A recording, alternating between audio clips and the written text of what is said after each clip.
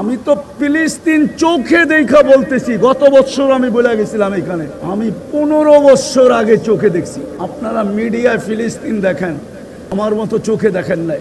ফিলিস্তিনের কোনো গলি নাই যেখানে আমার পায়ের ছাপ না আছে।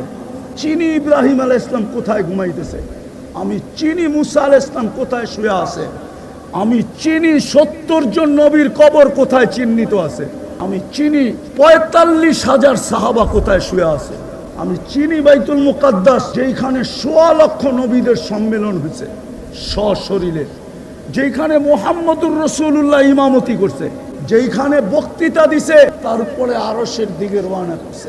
আমি ওই মুকাদ্দাস মাটি চিনি যেটার ব্যাপারে আল্লাহ বলছেন বারাকনা হাওলা। আজকে ওই মাটি নির্যাতিত কি করে? আল্লাহকে যদি প্রশ্ন করি, আল্লাহ সবচেয়ে বেশি আবাবিল তো ওই মাটিতে বাস করে, কিতাব উঠান বলে সার্চ করেন দুনিয়ায় সবচেয়ে বেশি আবাবিল কোন দেশে পাওয়া যায়, বলবে শামে। শামের ক্যাপিটাল হলো ফিলিস্তিন। পুরান শাম, নতুন শাম, ফিলিস্তিনের সবচেয়ে বেশি আবাবিল। কেন আল্লাহ বলে না ওই পাথর কি বিলুপ্ত হয়ে গেল যেটা হাতিওয়ালাদের উপরে নিক্ষেপ করা হলো? ওই ইউরেনিয়াম কি দুনিয়ার থেকে বিলুপ্ত হয়ে গেল যে আল্লাহ আবাবিলকে হুকুম দিতে পারতেছেন না যে পাথর কোত্থেকে পাবে, পাঞ্জায় কোত্থেকে উঠাবে, আর এদের মাথার উপরে কোথায় মারবে? ওই পাথর কি বিলুপ্ত হয়ে গেল? কি বলে মজমা? বিলুপ্ত ওই পাথর?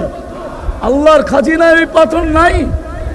তাইলে কেন আবাবিলকে হুকুম করে না? আল্লাহ বলে হুকুম করব তো করব কি কইরা? ডেলি তো 5 বেলা আমি ডাকি। আমার বন্ধুর সবচেয়ে বড় আদর্শ ছিল চোখের শীতলতা ছিল। দুনিয়াতে আসতে দেরি, সেজদা করতে দেরি করেন নাই, যাওয়ার সময় চিৎকার দিতে দেরি করেন নাই, আসসালা আসসালা। ওই নামাজের জন্যই তো আমি ডেলি 5 বার ডাকি। শুধু আমি তো ডাকি না, 99 পদের মালিক হয়ে ডাকি।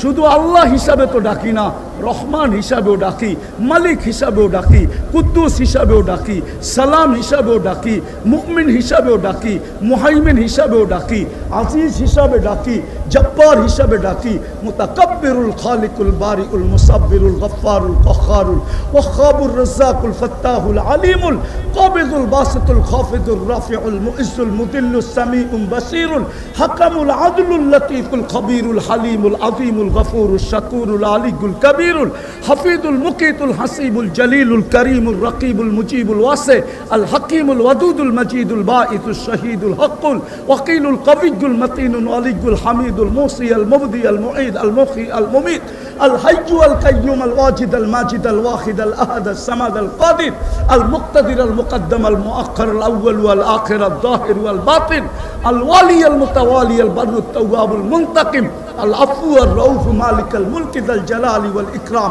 আল মুকসিত ওয়াল জামি ওয়াল গনি ওয়াল মুগনি আল মানি আদ দার আল নাফি আল নূর আল হাদি আল বদি ওয়াল বাকি আল ওয়ারিস ওয়াল রশিদ ওয়াস সাবুর জাল্লে জালালু। 99 পদের মালিক হয়ে 5 বেলা ডাকি, তারপরও তো 90 ভাগ মসজিদে আসে না। আমি তোদেরকে সাহায্য করি তো করি কি করে? আবাবিল পাঠাই তো পাঠাই কি করে? তোদের দিকে তাকাই তো তাকাই কি করে? আমার সমাজে 90 ভাগ নামাজ পড়ে না। আমাদের চিৎকারে সাহায্য চলে আসবে?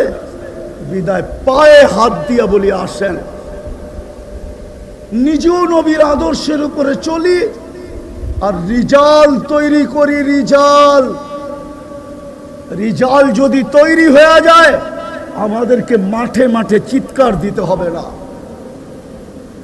ইনশাআল্লাহ হবে না, ইনশাআল্লাহ হবে না। এই জন্য সবার কাছে হাত জোর দরখাস্ত, আজকে একটা মেসেজ নিয়ে যাই এই সিরাত কনফারেন্স থেকে, যে শুধু আমি আদর্শের উপরে চলবো না, আমি পায়ে ধরে হলো নবীর আদর্শের লোক তৈরি করব। পারবেন? পাক্কা ওয়াদা? আল্লাহ আমাদেরকে আমল করার তৌফিক দান করেন।